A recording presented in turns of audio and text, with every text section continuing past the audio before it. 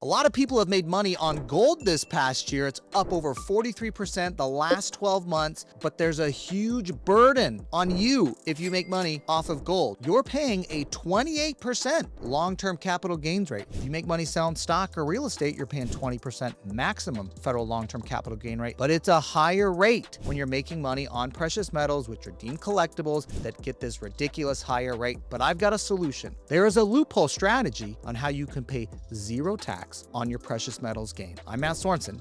Let's build wealth. All right, let me lay out the rules here so you understand the taxes that are due when you're making money selling precious metals. The first thing you got to learn is the short-term rate. If I buy gold or silver or any other precious metal and I hold it for less than 12 months, I'm paying short-term capital gains, and that is at my ordinary income tax rate. If I'm the highest income tax bracket of 37%, I'm paying 37%. If I'm at a lower bracket of 10 or 15%, I'm paying that rate. But frankly, this would include the gain you made as well. So if you're in the highest rate, you're going to be paying a pretty high tax bracket. The next rule, which is different for stocks and real estate than it is for precious metals, unfortunately, is the long-term capital gains rate. If you've made money on precious metals, you've held it for longer than 12 months. Let's say you bought 12 months ago and you bought it at $2,300 and now it's worth $3,300 an ounce and you bought gold. Well, what rate do I pay? Do I pay the 20% long-term capital gains rate? Nope, you're paying a 28%. They add 8% on this. It's almost punitive. It makes no sense, but that's just how our government is. There's a lot of stuff in the tax code that makes no freaking sense. You are paying a 28% tax on your gains from precious metals, even if you've held them long-term for over a year. Now, how do I get out of that? Well, there's a way you can reduce it to zero, and it's staring us right in the face. People just aren't thinking about it. Many of you have an IRA or 401k, and you're using it to buy stocks, bonds, and mutual funds. And that's fine. I got no problem with that. But if you believe in precious metals, if you think there's going to be your higher returns, you can use your IRA or 401k funds to buy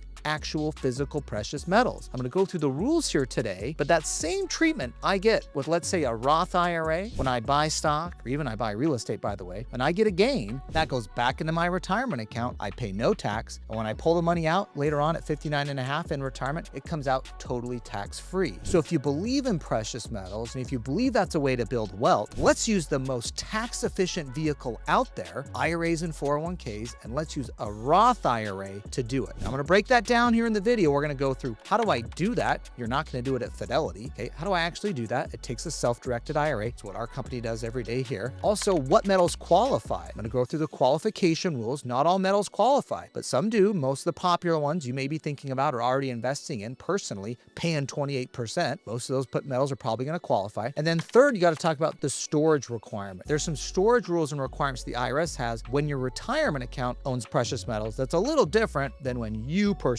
own precious metals. All right, so let's break this down here. Rule number one you need to understand is you need a self-directed IRA. That's what our company, Directed IRA, does. We have thousands of accounts that have invested in precious metals, and you can buy various metals. I'm going to go over here in a second. The problem is if you go to Fidelity and you say, hey, I want to buy precious metals in my IRA, they're going to say, well, you could buy an ETF, and some of you may like that, but frankly, you're kind of back in the market there. You're in a publicly traded asset. It's not actual physical precious metals, but you could buy an ETF, and that might be an option for you. But if you're like, no, I want to own the actual physical precious metals, you're going to need a self-directed IRA for that. Now, you can move your money from Fidelity over to Directed IRA. And when your money's at Directed IRA, we're like, what do you want to invest in? We don't make you buy stocks, bonds, or mutual funds. You can do that at our company, but we let you invest in real estate, private companies, crypto, precious metals, okay? These are all assets your IRA can own. You just can't do it at a broker-dealer IRA. You need a self-directed IRA. And again, we're the #1 company on it, highest rated for customer service. We love doing this and helping clients invest in the assets they know and believe in. So if that's you for precious metals, think about using your existing IRA dollars or even new accounts you make new contributions to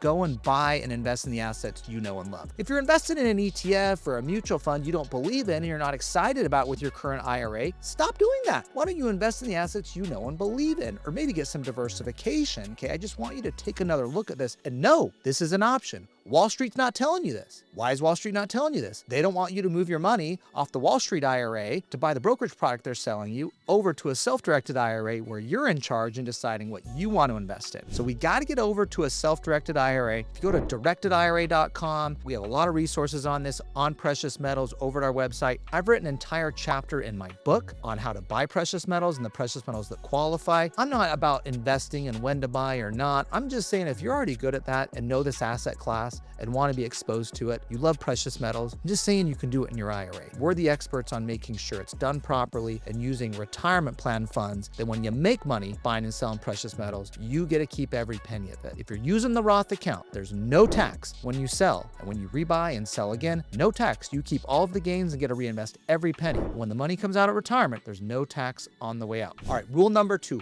What are the qualifying metals I can buy? Well, there's 4 types of metals that you can buy with a retirement account, and again with a self-directed IRA. First is gold, silver, platinum, palladium. These are the 4 different types of precious metals your IRA can buy. Now, the most popular are going to be gold and silver. Now, you can't just buy any gold. For example, a gold Krugerrand doesn't qualify. There's certain requirements, and there's 2 different ways your precious metals can meet the requirement. First is purity requirements. Okay, there's a purity requirement. The gold or silver has to meet a certain purity level, or the precious metal could qualify because it's government issued. So for example, an American Eagle coin issued by the US Mint, that is going to qualify even if it's not pure. They are, but let's just say it wasn't, it would still qualify as a precious metal because it is government issued. So you want to make sure you're buying precious metals that meet the purity requirement. They're in those 4 different metals, or they are government issued. Now, the third rule that applies to precious metals owned in your IRA is the storage requirement, okay? You cannot store precious metals at your home. You can't store them at your business. This is not going under the mattress. This is not going in your sock drawer. Frankly, that's not a great secure way to store your precious metals in the first place, but it also doesn't meet the IRS requirements. The IRS requires for precious metals held in your IRA, they must be a qualifying facility. This requires you to have them stored at a bank,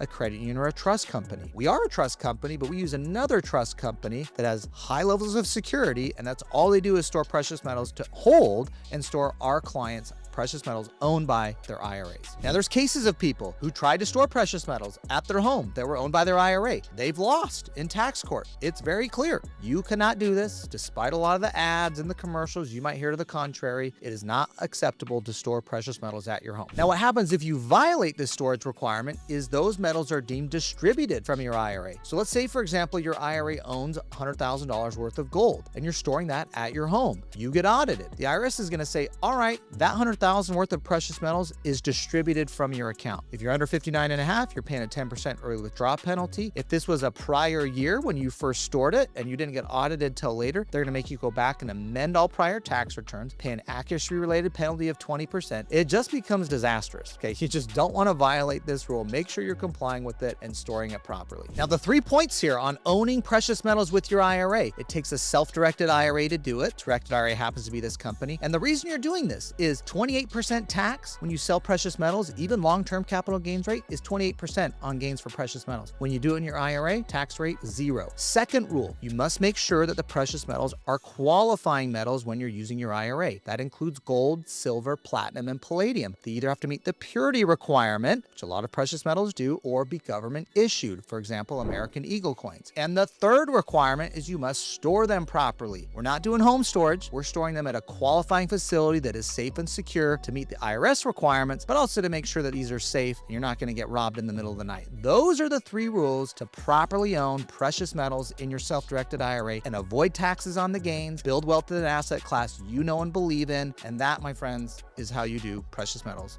in an IRA. I hope this video was helpful. Now, if you want to buy precious metals in your IRA, we don't sell them. We're just the custodian, the account that makes it happen. Now, we can refer you to someone that sells precious metals. You want to do your due diligence on anyone you're using there to make sure you're buying right, of course. But to get started, book a call. Our team can get going, get your account open, get it funded, whether you're transfer or rolling over money or making new contributions, so you can go out and invest in the assets you know and believe in, whether that's precious metals, real estate, small business, LLCs. We're here to help to invest in what you know and believe in so you can take control of your retirement. See you next time.